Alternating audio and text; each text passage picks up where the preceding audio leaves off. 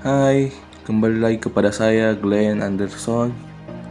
Sekarang saya lagi bermain game COD Call of Dragon. Nah, sekarang ini kita lagi berperang dengan aliansi lainnya. Bukan sekarang BGA dan BGD. Sekarang ini kita berperang dengan RBN dan TAVR. Nah, ini TAVR ini merebut perbatasan level 2-nya Sub Royce. Nah, ini saya akan coba intip dulu untuk melihat jumlah pasukan yang berada di perbatasan itu. Nah, mari kita lihat kondisi lapangan di lokasi ini, yaitu zona 2, dan melihat teman-teman kita yang sedang berperang.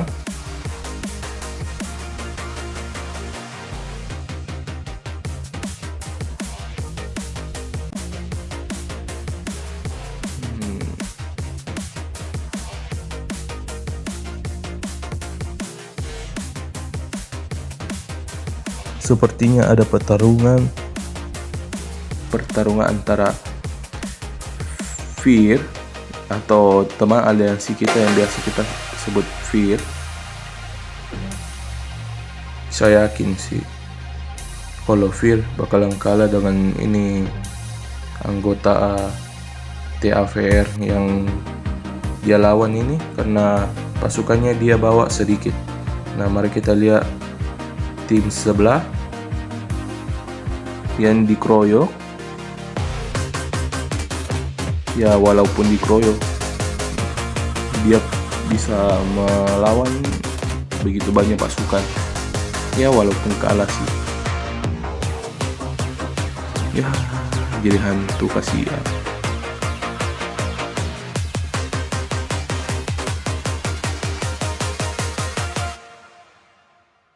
Mari kita lihat lagi kondisi lapangan di sekitar.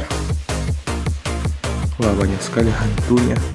Nah, ini jumlah pasukan yang berada di perbatasan level 2 yang kita akan merebutnya lagi kembali.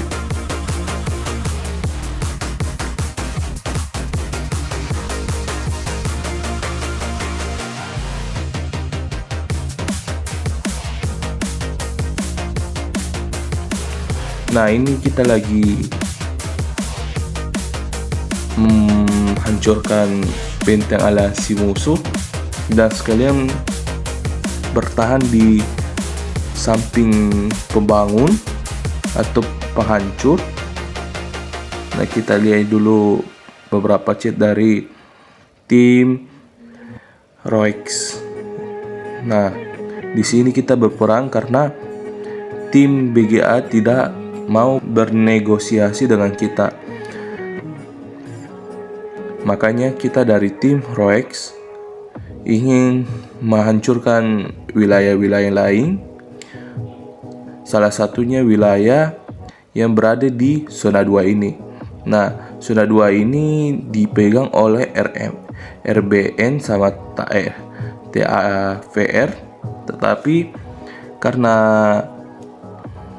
negosiasinya kita dari Royx dan BGA itu batal, atau biasa dibilang atau bisa dibilang diejek, maka kita ikut berperang. Nah, ini banyak saya ikut berperang, ikut menyerang dalam peperangan sembunyi-sembunyi atau menyerang farmingan musuh untuk mendapatkan point marriage. Nah, point marriage ini nanti digunakan dalam membeli elixir untuk penyembuhan pasukan.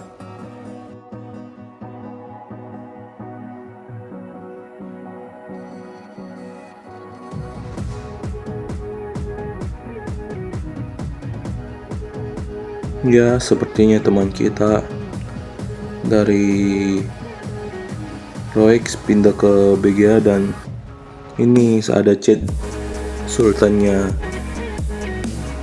Roex untuk meminta sumber daya karena saya mau membuka pasukan tier 4 saya dan membutuhkan banyak sekali sumber daya. Yang dia katakan itu saya dan dia tidak satu aliansi. Nah, makanya saya translate mengatakan bilang nanti setelah war saya akan menuju ke sana untuk mendapatkan sumber daya yang dia kirimkan. Nah, ini ada tim aliansi. Wah, banyak sekali batunya. Batu. Sepertinya dia mempersiapkan untuk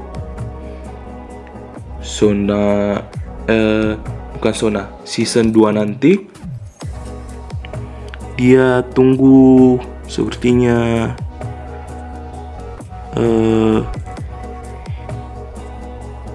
hero atau pahlawan season 2. Tidak tahu siapa lagi namanya, aku lupa. Ya, intinya itulah. Ini satu benteng sudah dihancurkan. Nah,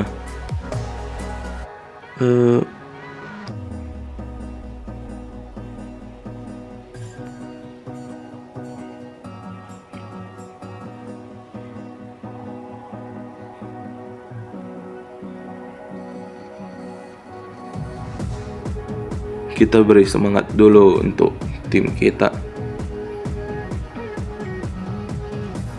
Ayo, pasti bisa, Roex.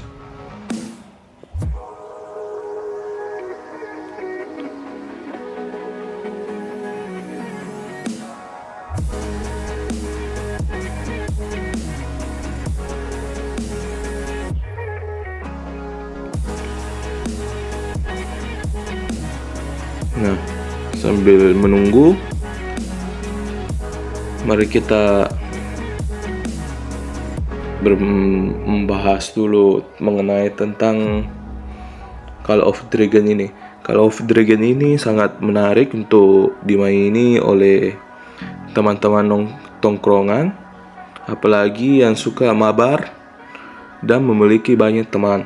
Nah, game Call of Dragon ini, kalau teman kita banyak yang join main game ini, maka semakin seru karena teman-teman kita akan tersebar di berbagai wilayah dan akan bertemu di satu tempat. Nah, ini wilayah yang kita akan rebut itu Agoru, wilayah Agoru.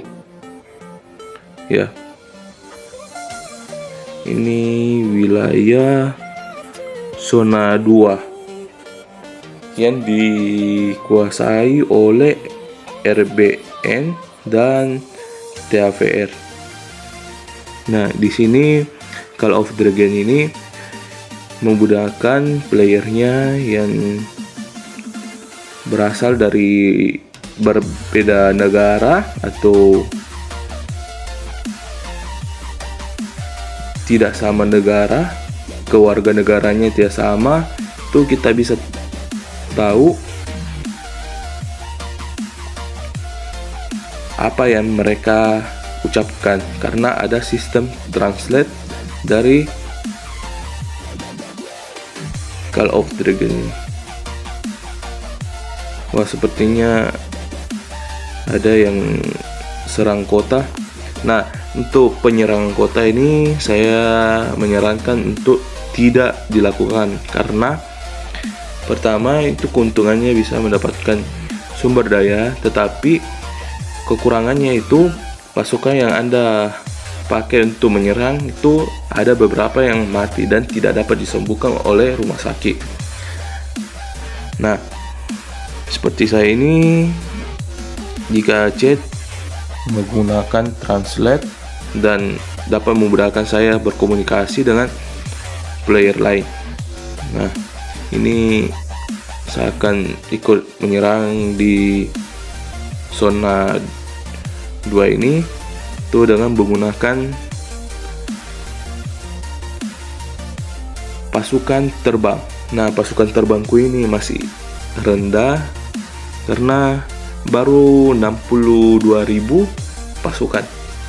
Nah, sambil kita menunggu, mari kita lihat dulu perjalanannya pasukan terbang ini. Nah, pasukan terbang ini memiliki keunikan, yaitu dia dapat menyerang dari atas tebing atau atas berbatuan yang tinggi yang tidak dapat dijangkau oleh pasukan infra dan kava, tetapi masih bisa dijangkau oleh penyerangan jarak jauh seperti archer dan mage. Nah, unit terbang ini biasanya digunakan untuk menyerang menara benteng pasukan, karena menara benteng itu tidak bisa diserang oleh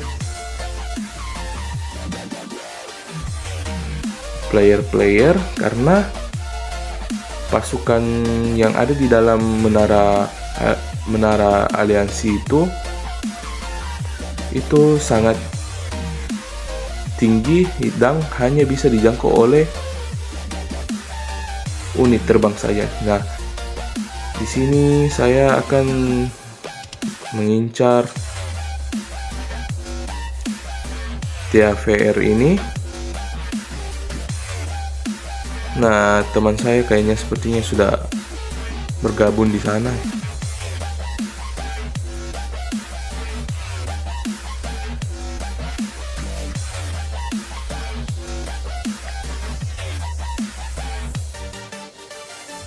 Ketika saat menyerang atau sedang menyelinap, diusahakan pakai pasukan yang cepat bergerak seperti kava atau pasukan yang jaraknya jauh dan tidak mudah dijangkau oleh pasukan-pasukan tertentu.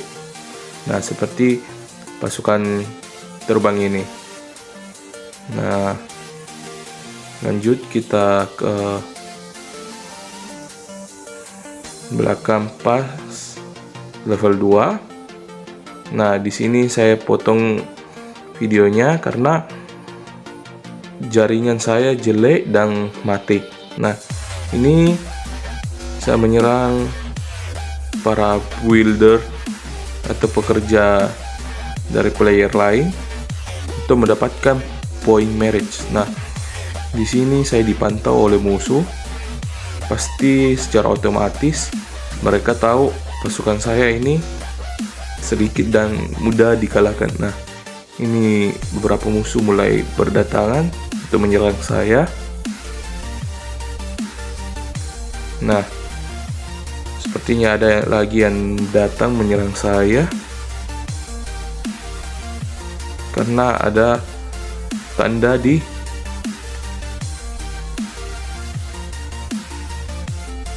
map yang menuju ke saya. Nah, kalau ingin melihat pasukan musuh, bisa dilihat langsung dari pesan yang dikirimkan setelah pertempuran. Nah, biasanya itu kita bisa lihat skill pahlawan dan artefak yang dibawanya. Selain itu juga pesan pertempuran yang didapatkan juga bisa melihat jumlah total yang dibawa oleh musuh dan tier-tiernya. Nah, sekian dari saya. Jangan lupa like dan subscribe YouTube channel saya. And see you next video. Bye bye.